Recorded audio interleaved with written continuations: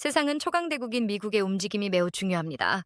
그래서 미국발 뉴스 등을 모아서 간단하게 영상으로 편집했습니다. 구독과 좋아요는 영상 제작에 큰 힘이 됩니다. 시작합니다.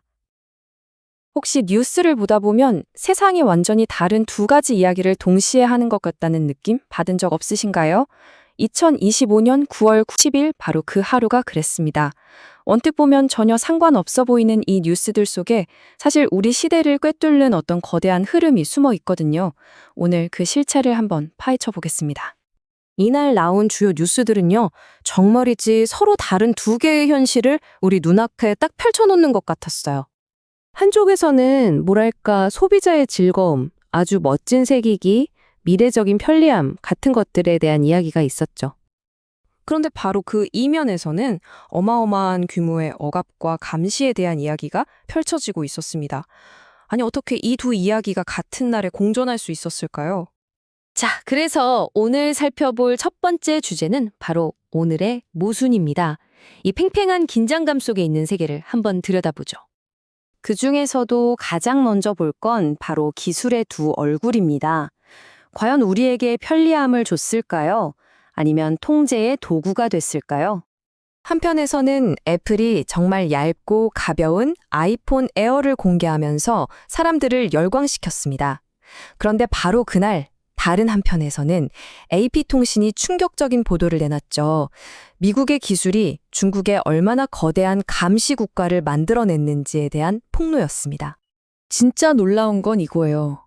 AP통신이 밝혀낸 이 거대한 감시 시스템의 기반이 아이러니하게도 바로 미국 기술이었다는 점입니다. IBM, 시스코, 인텔, 우리가 아는 미국의 대표적인 기업들이 중국에 이른바 예측 치안 시스템을 만드는 데 필요한 수십억 달러 어치의 기술을 팔았다는 거죠. 이 기술 덕분에 중국은 반체제 인사나 특정 소수 민족을 추적하고 심지어는 행동을 미리 예측해서 잡아 가두는 그런 시스템까지 만들 수 있게 됐습니다. 그러니까 한 손에는 혁신적인 자유를, 다른 한 손에는 체계적인 통제를 쥐어준 셈이죠. 이게 바로 그날 우리가 본 기술의 두 얼굴이었습니다. 이런 모순은 경제에서도 똑같이 나타났습니다. 경제는 강하게 성장하는데 일자리는 약해진다? 이게 대체 무슨 말일까요? 우선 좀 우울한 소식부터 볼게요. 노동통계국에서 새로운 추정치를 냈는데 지난 1년간 늘어난 일자리 수가 처음 발표했던 것보다 무려 90만 개나 적을 수 있다는 거예요. 엄청난 숫자죠. 이 일자리 충격은 특히 특정 분야에 집중됐습니다. 새로운 관세에 직격탄을 맞은 제조업이나 건설업 같은 곳들은 오히려 사람들을 내보내고 있었던 거죠. 자, 이 데이터만 보면 미국 경제가 완전 침체에 빠진 것처럼 보이잖아요. 그런데 이야기는 여기서 끝나지 않습니다. 왜냐하면 바로 같은 날 상무부에서는 경제 전체가 무려 3.3%라는 아주 견고한 성장률을 기록했다고 발표했거든요. 일자리는 줄어드는데 경제는 성장한다. 이 기묘한 모순, 이게 바로 당시 미국 경제의 진짜 얼굴이었습니다. 이런 긴장감은 단순히 숫자 데이터에만 있었던 게 아닙니다. 전 세계 길거리에서 시민과 권력의 충돌, 그리고 저항의 이야기가 펼쳐졌죠. 네팔을 한번 볼까요? 정부가 갑자기 소셜미디어를 금지하자 이에 대한 분노가 순식간에 번졌습니다.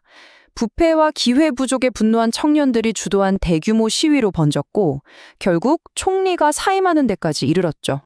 국가 권력이 시민의 삶을 통제하려는 움직임은 미국에서도 있었습니다. 연방정부가 이민법 집행에 비협조적인 이른바 보호도시에 대한 단속을 대폭 강화했거든요. 특히 시카고와 보스턴에서 대대적인 작전을 벌였습니다. 하지만 권력이 누르면 저항도 생겨나기 마련이죠. 지역사회는 정말 놀랍도록 조직적으로 대응했습니다.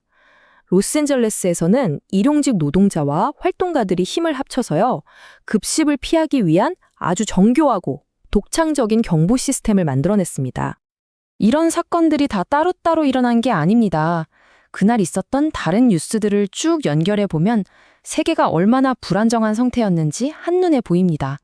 유럽에서는 프랑스 정부가 지지받지 못하는 긴축한 문제 때문에 붕괴했고요.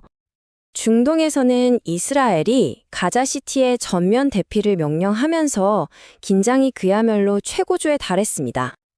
그리고 아시아에서는 북한이 강력한 신용 로켓 엔진을 시험하면서 또 다른 불안의 불씨를 피웠죠.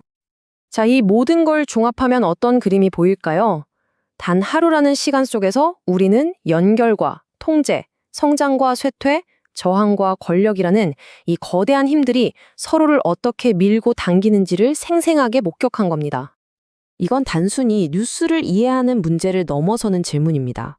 우리 미래를 만들어가는 이 복잡한 힘들을 우리가 어떻게 읽어내야 하는가에 대한 질문이죠. 여러분이 오늘 보시는 뉴스 속에는 또 어떤 모순이 숨어 있을까요? 함께 해주셔서 감사합니다. 오늘은 여기까지입니다. 구독과 좋아요 감사합니다. 행복한 하루 되세요.